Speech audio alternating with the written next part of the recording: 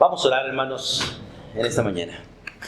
Padre, gracias por este inmenso privilegio que tenemos de ser tus hijos. Y gracias porque somos tus hijos, Dios, porque tú quisiste, Dios, perdonar a un pueblo, adoptar a un pueblo y darle a un pueblo una posición que no merecía, pero que tú nos diste y que hoy la disfrutamos, Dios, de ser hijos tuyos.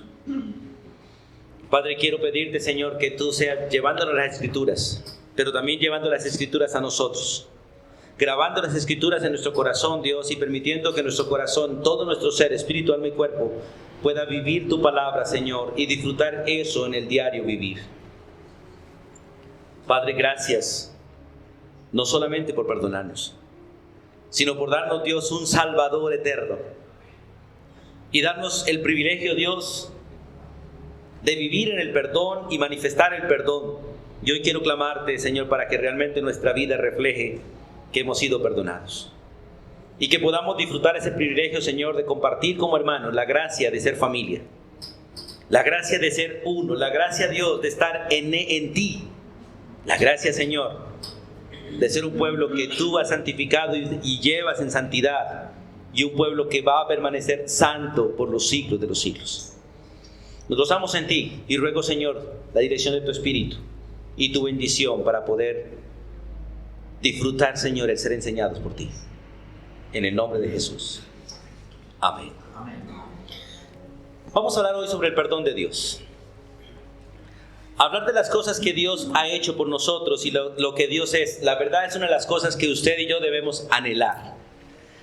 La Biblia fue escrita no para que nosotros conozcamos cosas de Dios, sino para que nosotros conozcamos a Dios.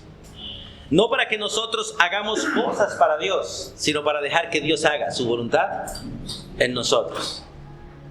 Y la única manera de ser conocidos nosotros mismos es que nosotros lo conozcamos a Él, porque Él es el espejo donde realmente nosotros nos vemos tal como somos. Cualquier otro espejo que nosotros usemos para mirarnos nosotros, veremos todo, dice la Biblia, opacamente. Pero cuando nos vemos en Él, nos vemos tal como somos, porque Él nos hizo imagen y semejanza de Él. El pecado trajo un deterioro en nuestra vida, lamentablemente, donde nosotros ya no vemos lo que debemos ver, sino vemos lo que queremos ver. No sé si ustedes como padres han experimentado que los hijos van y se paran frente al espejo y ellos se ven maravillosos, pero se paran frente a uno y uno dice: no, hijo, así no quedaste bien. Pero así me veo bien, así es que yo quiero. Y a veces nosotros queremos pararnos frente a Dios y queremos que Dios apruebe como nosotros queremos vernos. Pero resulta que Dios no quiere que nosotros nos veamos como nosotros queremos vernos, sino que nos veamos como Él nos hizo al principio. Ese principio que el Señor habla sobre el hogar se aplica también a todas las cosas. Ninguna de las cosas que ahora son fueron al principio así. Ninguna de las cosas que ahora son fueron al principio así. Entonces la pregunta es: ¿cómo fue al principio? Y desde ese mismo principio, hermano, quiero que nos proyectemos cómo es el perdón de Dios. Porque usted y yo no tenemos otra opción para perdonar, sino de la manera que Dios lo ha hecho con nosotros. Para poder entender cómo debemos perdonarnos, debemos entender cómo nos perdonó Dios a nosotros y qué fue lo que Él hizo para perdonarnos a nosotros. El perdón de Dios hacia los seres humanos es un acto de gracia. El perdón de Dios hacia nosotros es un acto de gracia. El perdón no se puede otorgar a personas justas. El perdón no se puede otorgar a personas inocentes. El perdón no se puede otorgar a personas perfectas. El perdón no se puede otorgar a personas sin defecto. El perdón solamente se puede otorgar a personas pecadoras. La mayoría de nosotros, por causa del engaño del pecado, queremos perdonar a las personas que nos complacen. Pero el perdón no es para personas que complacen, sino para personas que destruyen. Hay dos ejemplos en la Biblia maravillosos del perdón. Uno, el de Cristo, y otro que he visto es el de Esteban. Dos hombres, en las mismas circunstancias, no igualando ni comparando, pero en las mismas circunstancias, hasta el momento de la muerte, perdonando a los que le estaban matando. perdonando a quien le estaban matando. Las palabras de Jesús en el Evangelio es: Padre, perdónalos porque no saben lo que hacen. Es interesante eso. Él está viendo a toda la multitud burlándose de él, a toda la multitud que está ahí, que le crucificaron, los soldados que están repartiendo sus vestidos, echando suertes, riéndose, burlándose, los sacerdotes gritándole: si eres el Hijo de Dios, bájate de allá para creer. Y algunos otros llorando. Y el Señor clama por todos: Padre, perdónalos porque no saben lo que hacen. Y en el libro de Hechos, el caso de Esteban, porque me ha impactado mucho este principio, y me he hecho la pregunta humanamente, porque humanamente no es posible contestarla, cómo lo hizo, solo entendiendo el obrar de Dios en él y la disposición de él de dejar que el Espíritu Santo obrara en él. En los versículos 59 y 60 del capítulo 7, dice: y apedreaban a Esteban mientras él invocaba y decía: Señor Jesús, recibe mi espíritu. Yo me he puesto a pensar, ¿cómo es posible que mientras que un montón de gente le está dando una piedra, uno pueda estar orando y diciéndole: Señor, recibe mi espíritu, dispuesto a morir, porque sabía que iba a morir? Pero las siguientes palabras son aún más contundentes. ¿Cómo es posible que él se ponga de rodillas, en lugar de proteger su rostro, en lugar de proteger su cuerpo, en lugar de proteger todo su ser? Él se pone de rodillas solamente para una sola cosa: para clamar perdón por sus agresores.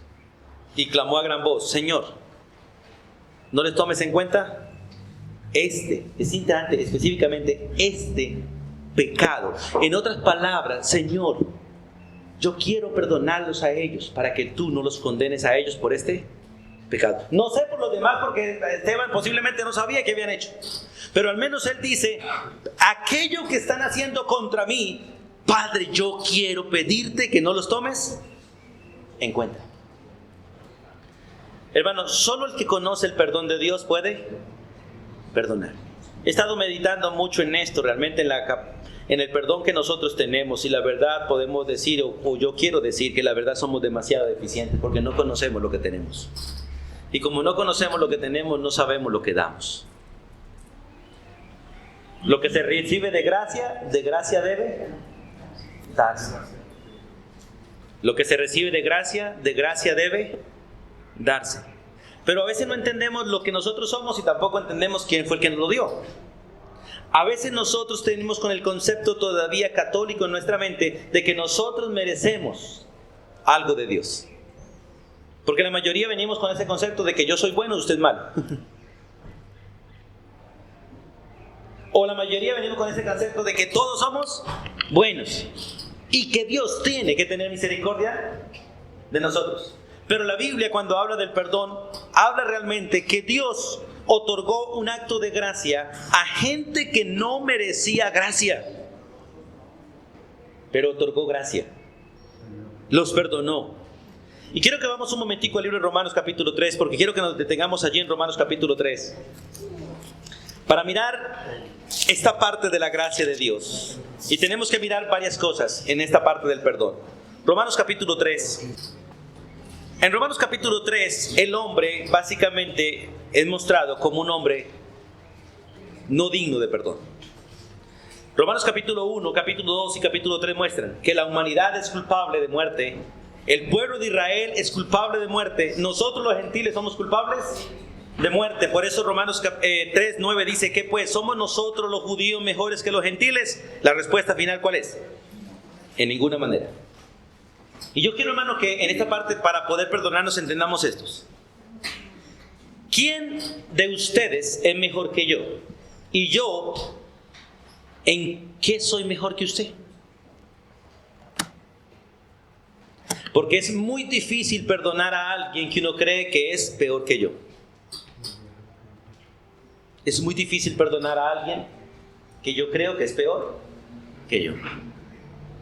Pero la Biblia es clara: en ninguna manera, pues ya hemos visto, ya hemos juzgado, ya tenemos básicamente, dice el apóstol Pablo, suficientes pruebas que tanto judíos como gentiles, todos estamos bajo pecado. El único que no debería perdonar es Dios. Pero si usted es igual a yo y yo soy igual a usted,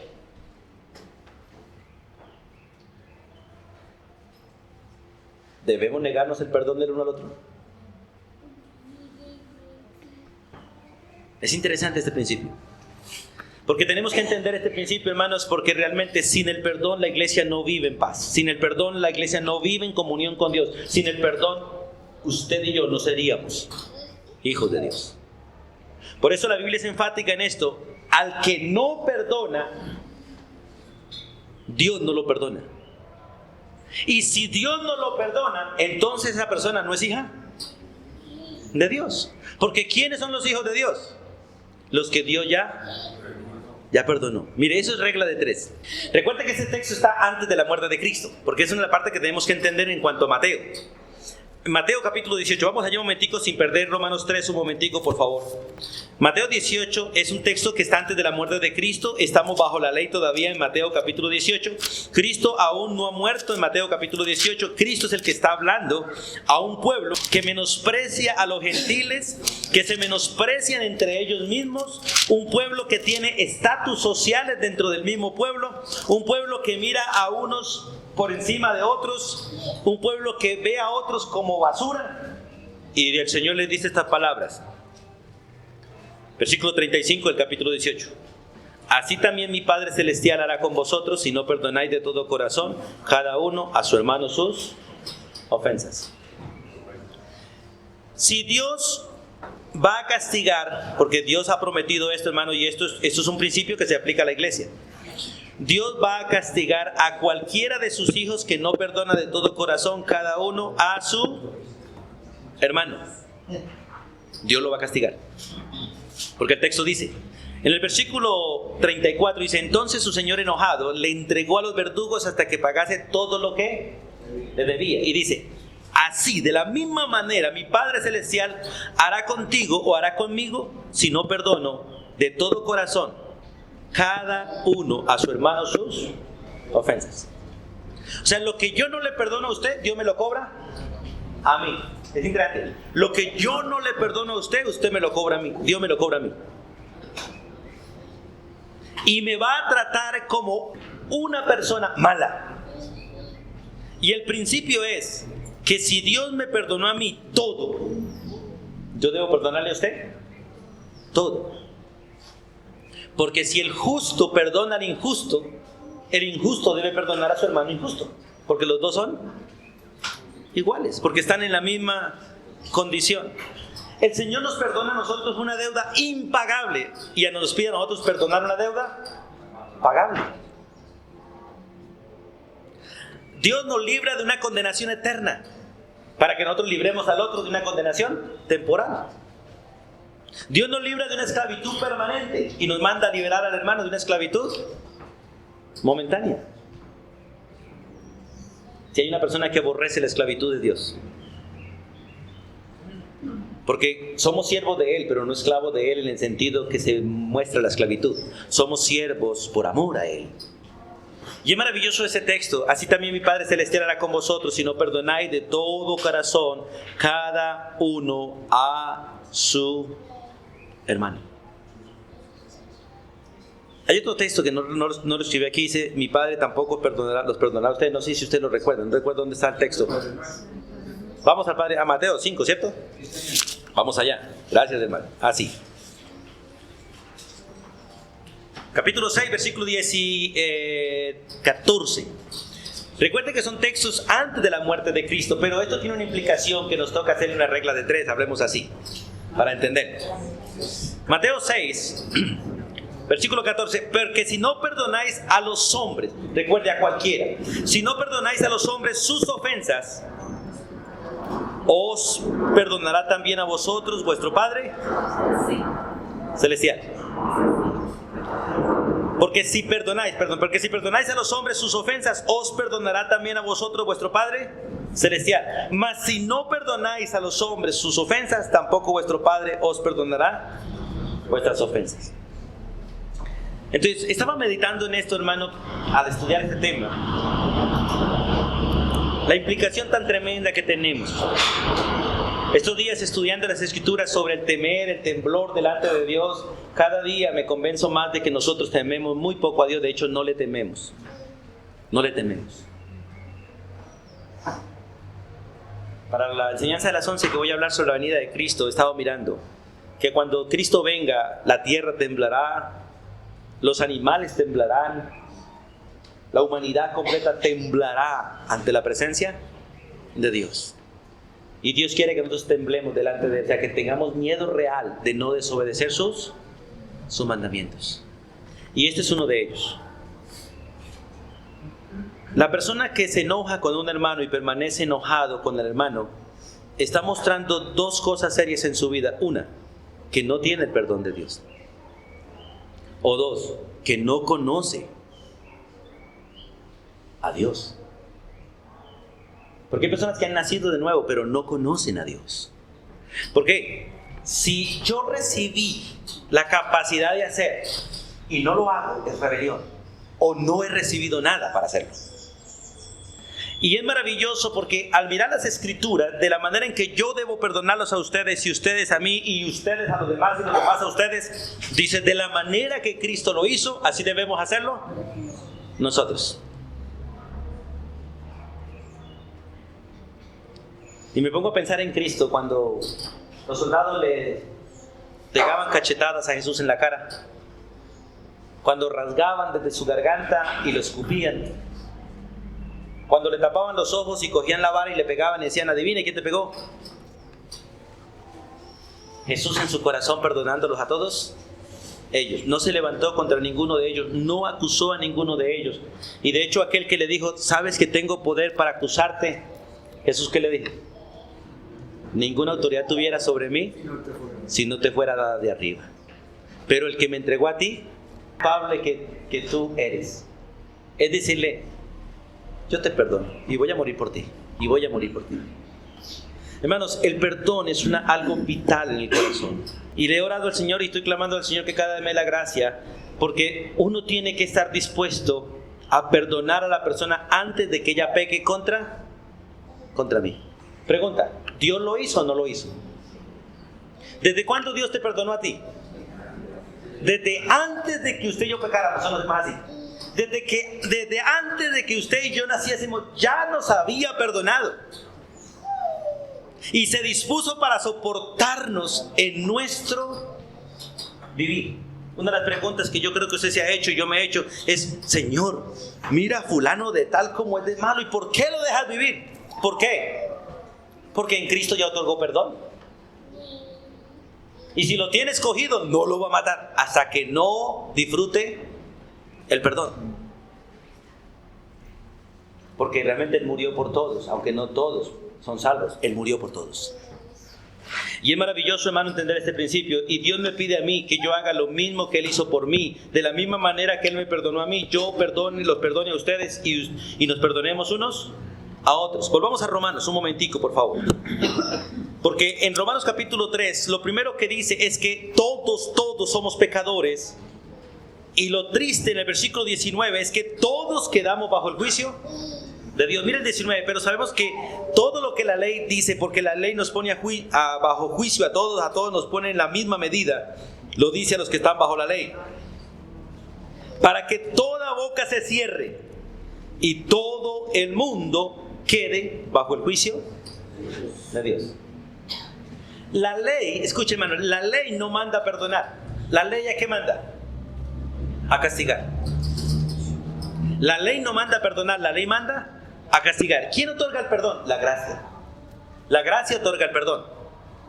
Por eso el que no quiere perdonar tomó la decisión de vivir bajo la ley y no bajo la gracia. Y si no quiere perdonar, al tomar la decisión de vivir bajo la ley, ¿cómo queda? Bajo el juicio de Dios. Es interesante, hermanos. Cuando yo tomo la decisión de no perdonar, ¿y cuándo tomo la decisión de no perdonar? Cuando yo decido juzgar, cuando yo decido criticar, cuando yo decido murmurar, cuando yo decido enojarme, cuando yo decido alejarme, cuando yo decido... Eso es decisión de no perdonar. Cuando usted decide volverse a... ¿Qué palabra uso? que uno se distancia. Poner barreras. Prevenido. Cuando empieza a ser prevenido, a poner distancias, hay una evidencia de que usted está mal con Dios y está mal con el hermano. Y esa barrera es una decisión de que no está perdonando de la manera que Dios nos perdonó. Porque Dios nos perdonó y nos abrió la puerta de par en par. Dios nos perdonó y nos otorgó el disfrute de todas las bendiciones. Pero nosotros nos prevenimos, nosotros nos retiramos, nosotros enmudecemos, nosotros nos callamos y nosotros nos alejamos, como una evidencia de que no hemos perdonado. Por eso es maravilloso este principio. Jesús fue traicionado y fue a la cruz por traición, pero no condenó al traidor, no lo condenó. Cristo fue negado 3 veces antes de ir a la cruz y miró con ojos de amor al que le negaba. Y después se levantó de los muertos y vino. Y al primero que mandó a llamar fue a Pedro. Porque es interesante que el Señor le dice a las mujeres que se apareció: ve y dile a Pedro que voy delante de ustedes y lo espero en tal lugar. ¡Wow! ¡Qué gran bendición! Perdón absoluto. ¿Cierto? El Señor sabe que Tomás está hablando mal de él y dice: si no meto mis dedos en sus llagas y mi mano en su costado, no creeré. Y el Señor en su perdón se le acerca y le dice: Tomás, ven. ¿Querías meter el dedo aquí? Mételo. ¿Querías meter la mano acá? Métela. Y no seas incrédulo, sino creyente. Eso se llama perdón. El perdón otorga el privilegio de que el otro se me acerque. El perdón otorga el privilegio de que el otro me vea. El perdón otorga el privilegio de que el otro se arrepienta de lo que ha hecho. No con juicios, sino con amor. Por eso, hermanos, es interesante: el que no perdona se pone bajo el juicio de Dios. Porque el no perdonar es querer vivir bajo una ley. ¿Y sabe qué hace la ley? La ley quiere cobrar todo. La ley quiere cobrar todo. Y entre nosotros tenemos un espíritu en nosotros vengativo. ¿O no es así? ¿No me saludó? No lo saludo, sencillo. Y tendemos a decir: ¿quién se friega? ¿Quién pierde? ¿O no pasan los pensamientos por nuestra mente? Eso es venganza. Eso es falta de perdón. No me llamó, no lo llamo. No me invitó y eso que no quería ir. Mentiras, engaño. Hermano, ¿sabe que le hemos dado lugar al diablo? Demasiado. Demasiado. Si vamos a 2 Corintios un momentico. Manténganse en Romanos, que yo vuelvo ahí. En 2 Corintios, recuerda que el apóstol Pablo exhorta a perdonar a alguien que había ofendido. Y en esta ofensa, la iglesia disciplinó a esta persona. Pero la iglesia la disciplinó y después no querían recibirla. Estos días estaba tratando un asunto en Medellín similar y ahorita les comparto qué es. Este muchacho, la persona que había pecado, parece que volvió a la iglesia a pedir perdón y la gente no quería perdonarlo. Y Pablo les escribe, dice, versículo 5: pero si alguno me ha causado tristeza, no me las ha causado solo a mí, sino en cierto modo, por no exagerar, a todos vosotros. Porque el hermano que peca contra cualquier hermano no peca contra el hermano, peca contra Dios y ofende a todos los hermanos. Es interesante. Es como si usted me dijera: ay, pastor, déjeme meter una aguja en un dedito. ¿Cómo se le ocurre? Ay, pero pastor, es un solo dedito. No sea cobarde, es un solo dedito. Pregunta: cuando usted chuza mi dedo, ¿cuánto de mi cuerpo chuza? Todo. Todo, hermano.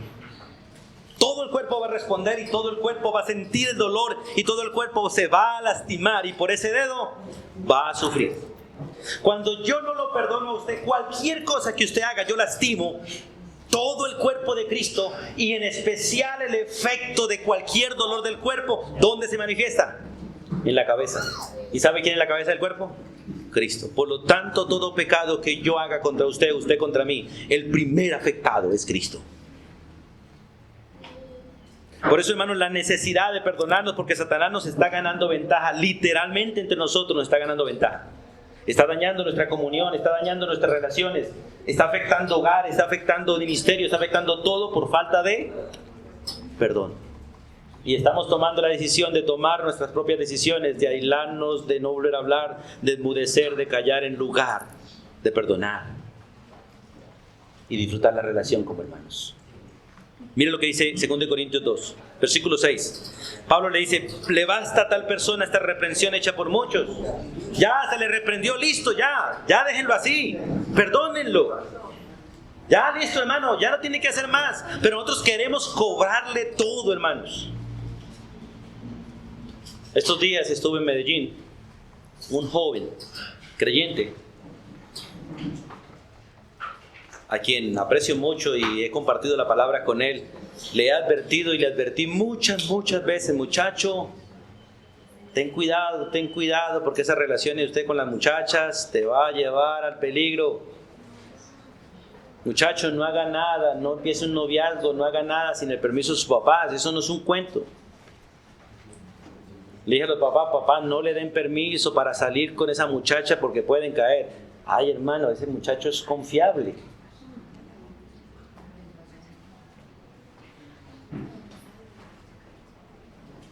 La semana pasada que estuve allí y compartí con ellos: pastor, hemos pecado, estamos fornicando. Confesaron delante de sus padres, ahora hay que confesar delante de los papás de la muchacha. Y el pastor dice: pastor, ¿qué hacemos? Porque yo he decidido sacarlo de toda clase de ministerios y que se den quietos. Yo le dije: hermano, pero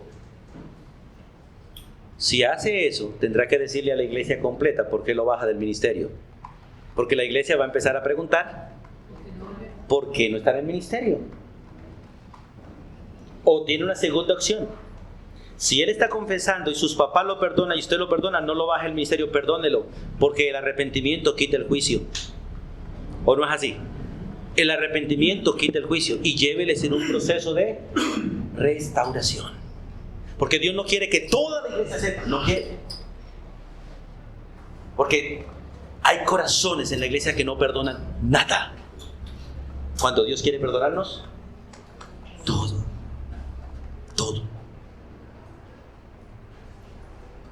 Pedro traicionó a Jesús.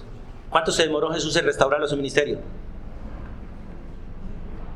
Solamente se levantó de la tumba y le preguntó 3 veces: ¿Pedro, me amas? Sí, Señor. ¿Pedro, me amas? Sí. Entonces a cuidar las ovejas, porque para eso lo puse.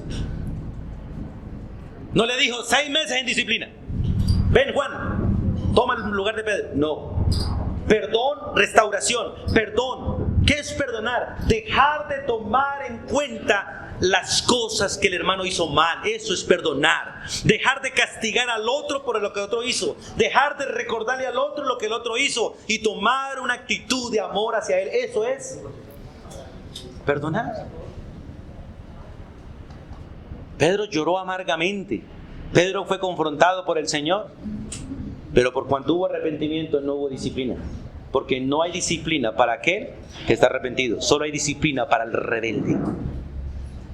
Por eso es maravilloso entender el perdón desde la manera de Dios. Mire lo que dice 2 Corintios capítulo 2. Versículo 6. Le basta a tal persona esta reprensión hecha por muchos. Así que al contrario, le está hablando a la iglesia de Corinto. Vosotros más bien debéis perdonarle. ¿Y qué más? Y consolarle. ¿Sabe que nosotros consolamos al que no se arrepiente y al arrepentido le caemos encima? Al que no se arrepiente, no se preocupe, eso cualquiera lo hace, a cualquiera le pasa. Y al que se arrepiente, entonces le caemos encima para decirle: No, hermano, es al contrario. Al que no se arrepiente hay que disciplinarlo, pero al que se arrepiente hay que consolar. ¿Y sabe cuál es la mejor manera de consolar a una persona? Perdonándolo. Perdonando. No hay consuelo si no hay perdón. La mejor manera de consolar a cualquier persona es perdonándole cualquier deuda que tiene. Por eso es maravilloso este texto, hermanos. Así que al contrario, vosotros más bien debéis perdonarle y consolarle, o sea, mostrarle el perdón. ¿Para qué? Para que no sea consumido de demasiada tristeza. Yo creo que en esta parte todos alguna vez hemos sufrido eso. ¿Alguna vez usted ha hecho algo y no lo quieren perdonar? ¿Sabe lo que sí uno siente en el corazón? Siente que lo desprecian, siente que uno no vale nada, siente que uno se volvió inútil, siente uno, bueno, miles de cosas que le llegan a la cabeza de uno. Pero cuando la gente lo perdona, ¿qué siente uno? ¡Wow! Un descanso de la coronilla de la cabeza hasta la planta de los pies. ¿Sabe por qué? Porque entra en la comunión. Entra en relación. Y yo quiero, hermano, que usted y yo analicemos hoy nuestra vida como creyentes. Porque si a usted le queda difícil perdonar, hay dos problemas serios. Uno, no has conocido a Dios. Porque hay cantidad de gente hoy en las iglesias que no han conocido a Dios. Y una de las evidencias de que no han conocido a Dios es que no son capaces de perdonar. Porque el que perdona, recibe perdón. Y no una migaja. Recibió perdón por los siglos de los siglos. Y capacidad para perdonar a cualquier persona por un rato. Porque la vida humana es un rato. Yo debo tomar en mi corazón, ya lo hice, hermano, pero debo tomar la decisión en mi corazón de perdonarles a ustedes cualquier cosa hasta el día que Dios me tenga con ustedes. ¿Sabe por qué? Porque Dios me perdonó a mí todo por los siglos de los siglos. O sea, tengo demasiado perdón de parte de Dios para negarle a usted cualquier migaja de perdón. Pueden matar a mi madre, a mi esposa y a mis hijos y tengo perdón para darles. ¿O no es así? Pueden decir de mí lo que quieran y tengo perdón para darles. Pueden pisotear mi vida, mi nombre, lo que sea, y tengo perdón para darles. Y si usted realmente ha conocido a Cristo, tiene lo mismo para darle a cualquier persona. ¿O no es así? Por eso el apóstol Pablo le escribe en el versículo 7, al contrario, vosotros más bien deberíais perdonarle y consolarle para que no sea consumido de demasiada tristeza. Por lo cual os ruego que confirméis ¿qué? El amor para con él. Evidencia de que yo amo a Dios es que perdono a los hermanos. Nadie puede decirle a otro hermano te amo si no lo perdonas. Y si usted dice que me perdonas y no me saludas, ni me amas ni me has perdonado. Si usted dice que me amas y no me dirige la palabra, me voltea la cara, huye de mí, ni amas a Dios, ni me amas a mí, tampoco te amas a ti mismo, y dañas la iglesia. Y dañas la iglesia. Hermanos, qué maravilloso entender el perdón de Dios, porque el perdón de Dios no trae retaliación contra nadie. No trae retaliación contra nadie. No se aleja de ninguno. Dios jamás se ha alejado y promete jamás apartarse de aquel que ha perdonado. Yo estaré contigo, leíamos en Isaías las promesas para Israel como tal, a quien Dios había perdonado. Yo estaré con ustedes, aunque pequen contra mí, los perdonaré de pura gracia. Les mostraré mi misericordia, no cambiaré con ustedes porque soy Dios inmutable, no puedo renunciar a lo que he prometido. Me mantengo, dice el Señor. Por eso, hermanos, qué bueno es que nosotros entendamos. Y Pablo en el versículo 9 dice, porque también para este fin os escribí, para tener la prueba de si vosotros sois obedientes. Evidencia de que soy rebelde es que no perdono. Por eso, hermanos, si usted tiene algo contra alguien, hermano, usted debe arreglarlo ya, ahora y en este momento, pero con Dios. Porque usted no ha pecado contra su hermano, ha pecado contra Dios. Cuando usted se enoja conmigo, no peca contra mí, peca contra Dios. Yo puedo recibir las molestias suyas, los ataques suyos, pero el pecado directamente es contra Dios. ¿Recuerdan a David? Se acostó con Betsabé, mató a Urías. Y él dice en el Salmo 51, contra ti, solamente contra ti yo he pecado y he hecho lo malo. Y en esto, hermano, yo quiero pedirles perdón, porque la verdad, como seres humanos, hay momentos que yo quisiera a veces tirar la toalla y decir, no más. Pero como dice Jeremías, hay fuego delante de nosotros, por dentro, que dice, no, Señor. De lo que te he dado, da. De lo que te he dado, da. A veces nosotros queremos vivir mendigándole a la gente, cuando tenemos abundancia para darle a la gente. A veces yo puedo terminar peleando con mi esposa porque mi esposa no me ama. Eso es mendigarle a ella amor, cuando tengo cantidad de amor para darle a ella, en lugar de estarle exigiendo. A veces hay pastores que me han dicho a mí, pastor, hágase respetar. ¿Y para qué? Yo no necesito hacerme respetar, lo que tengo es que respetar, que es distinto. Dios me ha dado honra, me ha dado posición para yo respetar a todos ustedes, no para exigirles respeto. Me ha dado suficiente amor para amarlos, no para pedirles amor. Me ha dado suficiente para darles y no pedirles. Por eso, si usted quiere ser un mendigo, no le pida a la gente, tampoco le pida a Dios. Disfrute, porque Dios ya se lo ha dado todo en Cristo Jesús. Todo. Maravilloso entender estos principios, hermanos. Así que en el versículo 10 del apóstol Pablo dice: y al que vosotros perdonáis, yo también, porque también yo lo he perdonado. Recuerde que al que realmente atacaron fue a Pablo. Por el versículo 5 dice que atacaron fue a Pablo, y al atacar a Pablo atacaron toda la iglesia. Y al que vosotros perdonáis, yo también, porque también yo lo he perdonado. Y si algo he perdonado por vosotros, lo he hecho en presencia de Cristo. ¿Para qué? Dice, para que Satanás no gane ventaja alguna sobre nosotros, pues no ignoramos sus maquinaciones. Mire, hermano, cuando usted no perdona, automáticamente usted le dio ventaja a Satanás. Y Satanás sí sabe ganar ventaja. Sí sabe ganar ventaja. Porque es muy claro, para que Satanás no gane ventaja alguna sobre nosotros. Si mi esposa hace algo contra mí, digamos que me irrespeta en cualquier cosa, yo le digo, amor, haga esto, y no lo hace. Y yo no la perdono a ella por haber obedecido, por no haber obedecido. Satanás de una vez me gana ventaja y empieza a mostrarme todos los defectos que ella he visto desde que ella está conmigo. Y me muestra a la mamá y me muestra a la familia. Con razón. Todos son iguales en esa familia. Con razón que es así. ¿O no es así? Le di ventaja a Satanás solamente con una cosita y él me mostró una película completa para yo desacreditarla a ella y hablar mal de ella. ¿O no es así?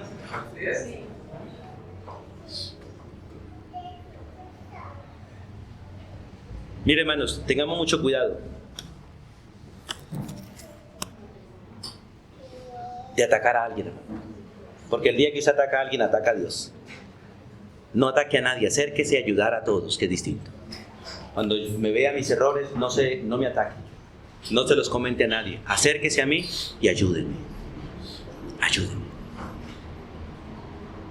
Otros pastores tenemos un serio problema.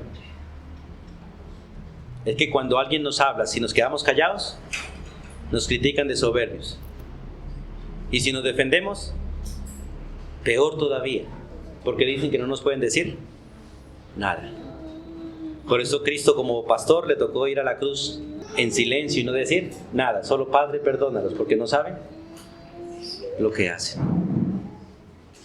Y no sucede con los pastores, sucede con todos los que tienen algo de autoridad, sean papás, maestros. Yo me pongo a pensar en la policía. ¿Sabe cuántas tiene para perder un policía que coja un ladrón? Tiene más ventaja el ladrón de salir bien librado que el mismo policía. ¿O no es así? Porque hay más leyes que prohíben y cohíben al policía hacer justicia que el ladrón cometer un delito. Por eso, hermanos, es necesario aprender a perdonar nosotros como Cristo nos perdona, no como el mundo lo manda, sino como Cristo lo perdona. ¿Por qué debo perdonarte a ti? Porque Dios me perdona a mí. Y la segunda razón, porque usted y yo somos iguales delante de Dios. Hay cosas en las que usted tiene más fortalezas que yo y en otras tiene más debilidades, pero al fin y al cabo somos iguales. Y las fortalezas que usted tiene no son suyas, son las del Señor. Las fortalezas que yo tengo no son mías, son las del Señor. En cambio, el pecado que usted tiene y el pecado que yo tengo sí son nuestros. Entonces, como dice un dicho por ahí, entre bomberos no nos pisamos las mangueras, porque tenemos un capitán que nos manda. Vamos a Romanos. Romanos dice que todos somos pecadores, por lo tanto necesitamos el perdón. Romanos dice que todos quedamos bajo el juicio de Dios, como dice el versículo 19, por lo tanto necesitamos el perdón de Dios. Un pecador necesita el perdón de Dios. Romanos el 3:23 dice, por cuanto todos pecaron, dice que todos están destituidos, por lo tanto necesitamos el perdón. una evidencia en la iglesia clara de que usted ha sido perdonado. Escuche, hermano. Una evidencia clara en la iglesia de que usted ha sido perdonado es que usted perdona.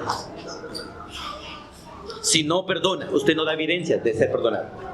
Una evidencia de que usted pertenece a una familia distinta a la familia del mundo. Una evidencia de que usted es hijo de Dios es que usted perdona todo lo que sea. Todo.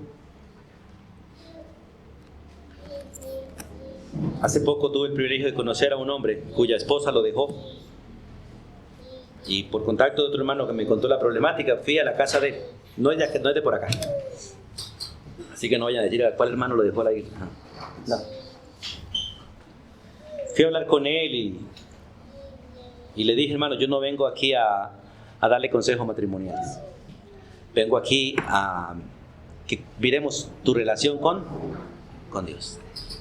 Porque el problema matrimonial no es el problema de tu matrimonio es tu problema con Dios. Porque la Biblia es clara, si andamos en luz como está en luz, tenemos que comunión. Y si no tenemos comunión sino problemas, el problema no es con la esposa, ni con el esposo, ni con los hijos, el problema es con Dios. Charlamos un buen rato. No nos ocupamos de su matrimonio, ni hablamos de su esposa, ni hablamos de los problemas, solo de su relación con Dios. Y en medio de esa situación él dijo, pastor, estoy enojado con mi pastor.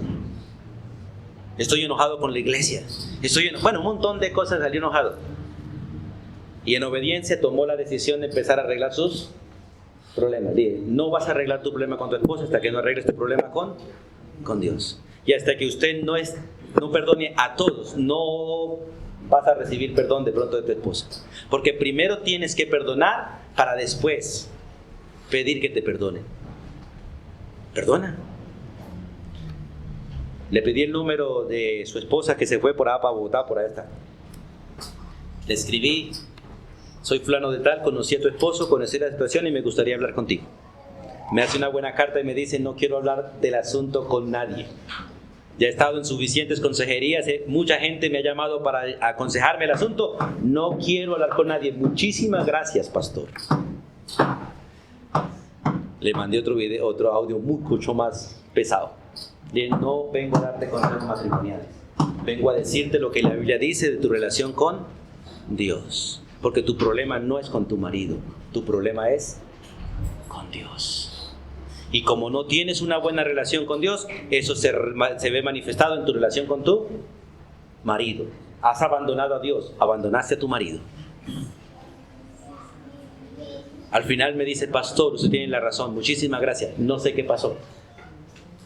Pero solo quiero usar estos ejemplos de la vida real nuestra para entender tu mala relación conmigo, mi mala relación contigo, tu mala relación con los hermanos. No es mala relación con ellos, es tu mala relación con Dios. Y hasta que no se arregle tu relación con Dios, no podrá arreglarse la relación entre nosotros. Quiero terminar, hermano. Vamos a Primera de Juan, por favor, porque el tiempo se nos fue. Ya el próximo domingo, si Dios lo permite, continuaremos con este tema a las 9 de la mañana. Y espero que ustedes estén aquí. Porque es necesario, hermano, que todos aprendamos lo que la Biblia dice. Y podamos, hermanos, hacer las cosas como Dios manda. Escuche, Primera de Juan, capítulo 1. Del versículo 6 al versículo 10 son cosas que a usted jamás se le debe ocurrir decir. Usted no debe decir que tiene comunión con Él cuando está mal con un hermano. Dice 1 de Juan 1:6, si decimos que tenemos comunión con Cristo y andamos en tinieblas, andar en tinieblas es andar en ignorancia, andar en pecado, porque muchos de nosotros hacemos juicios por la ignorancia. Entonces somos mentirosos y no practicamos la verdad. No digas que estás en comunión con Dios cuando estás mal con algún hermano, sea quien sea. No vengas aquí a la iglesia a decir, Señor, te bendigo, cuando allá en la casa salió hablando mal del presidente de la República. No puedes venir aquí a la iglesia a cantar himnos y adorar al Señor cuando en el camino, porque la ciudad está toda desbaratada y no hay por dónde caminar, empezó a hablar mal del alcalde. No puedes decir que tienes comunión con Dios cuando has estado hablando mal del prójimo. No puedes, hermano. No puedes. No puedes venir a hablar aquí, a cantarle al Señor cuando te viniste quejándote de tu casa porque no había para el desayuno lo que querías. Si no tienes comunión con Dios, andamos en tinieblas. Y el que anda en tinieblas no es capaz ni puede amar al hermano, dice más adelante el capítulo 2. Por eso el versículo 7 dice, si andamos en luz como Él está en luz, ¿qué tenemos los unos con los otros? Comunión. Y la comunión es el resultado del perdón. Algunos dicen que lo más bonito de las peleas es la reconciliación.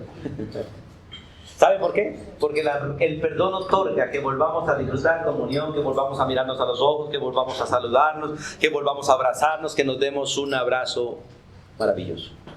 Pero la falta de perdón muestra abrazos hipócritas, falsos, mentirosos. Pero el perdón otorga que usted y yo nos comuniquemos, no con el cuerpo, sino con el Espíritu Santo. Porque Él es el que nos otorga comunión. Si andamos en luz como Él está en luz, tenemos comunión unos con otros. Y la sangre de Jesucristo, su Hijo, ¿qué hace? Nos limpia. ¿Sabe, hermanos? El perdón Dios ya nos lo dio a nosotros para siempre en Cristo.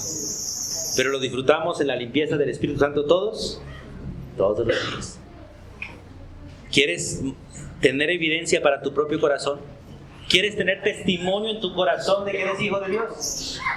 Porque el Espíritu Santo da testimonio de que somos hijos de Dios, ¿sí o no? A nuestro espíritu. ¿Y cómo lo hace? Exactamente así, permitiéndonos hacer con otros lo que Dios hizo con nosotros. Si realmente eres hijo de Dios, dice Dios, entonces, un minuto, vamos a Mateo. Mire lo que debes hacer si realmente eres hijo de Dios. Si realmente eres hijo de Dios, mire lo que debemos hacer usted y yo. Mateo capítulo 5, por favor. Solo voy a leerlo, no voy a hacer comentarios. Usted hace los comentarios en su mente. Mateo capítulo 5. Voy a leer desde el 38 hasta el 48, rapidito. Dice, si usted dice que es hijo de Dios y quiere que el Espíritu Santo le dé testimonio a su espíritu de que es hijo de Dios, debes hacer esto. Y si no, no eres hijo de Dios. Oíste que fue dicho ojo por ojo y diente por diente. Pero yo digo, no resistáis al que es malo, antes a cualquiera que te hiera la mejilla derecha, vuélvele también la otra, si eres hijo de Dios. Y al que quiera ponerte a pleito y quitarte la túnica, déjale también la capa, si eres hijo de Dios. Y a cualquiera que te obligue a llevar carga por una milla, ve con él 2. Al que te pida, dale, y al que quiera tomar de ti prestado, no se lo rehuses. Oíste que fue dicho, amarás a tu prójimo y aborrecerás a tu enemigo. Pero yo os digo, si eres hijo de Dios, porque te lo dice, si eres hijo de Dios, ama a vuestros enemigos, bendecid a los que os maldicen, haced bien por los que os aborrecen y orad por los que os ultrajan y os persiguen. ¿Para qué? ¿Para qué deben hacer esto? Dice, para que seáis hijos de vuestro Padre que está en los cielos. Porque Él hace salir su sol sobre malos y buenos y hace llover sobre justos e injustos. Ayer en la mañana, esa mañana tan lluviosa, yo le clamaba al Señor, Señor, despeja este día para que aquellos que se deleitan con esas piruetas de los aviones las disfruten, porque si sigue lloviendo no las pueden hacer. Y me gocé en la tarde cuando la tarde se despejó y después escuché el ruido de los aviones. Yo no lo vi, pero había cantidad de gente gozándose en eso, ¿cierto? Y para nosotros es bonito verlo. Hay que orar por ellos. Dios les hizo un buen día a ellos y se gozan que ellos se gocen en lo que pueden hacer bajo la gracia de Dios. Escuchen, porque si amáis a los que os aman, ¿qué recompensa tendréis? Esto también lo hacen los publicanos o los impíos. Y si saludáis a vuestros hermanos solamente, ¿qué hacéis de más? ¿No hacen también esto los gentiles o los impíos? Escuche, sed pues vosotros perfectos como vuestro Padre que está en los cielos es perfecto. No hay madurez si no hay perdón. No hay madurez si no hay perdón. Y no es lo que usted quiera, ni cuando quiera, ni como quiera, sino como Dios lo hizo. Toda ofensa, en todo momento y por siempre. Así se debe perdonar al hermano. Dios les bendiga, hermanos, y que Dios nos dé la gracia de perdonarnos unos a otros y amarnos unos a otros.